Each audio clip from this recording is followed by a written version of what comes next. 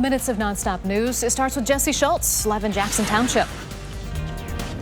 Yeah, I want to update you on some breaking news that we've been following. Earlier this morning, a construction worker backed into another construction worker. This happened right where we are right now along I-77 south near the Schuylkill exit. The man who was hit was taken to the hospital, but we now know that he is okay.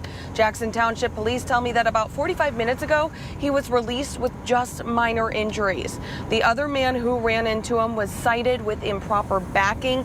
This happened in the far left lane that was clearly marked as a construction zone. So the cones along I-77 have been picked up and all lanes are now open, but this is a good reminder that if you see a construction zone, to slow down and move over. Live along I-77, Jesse Schultz, News 5.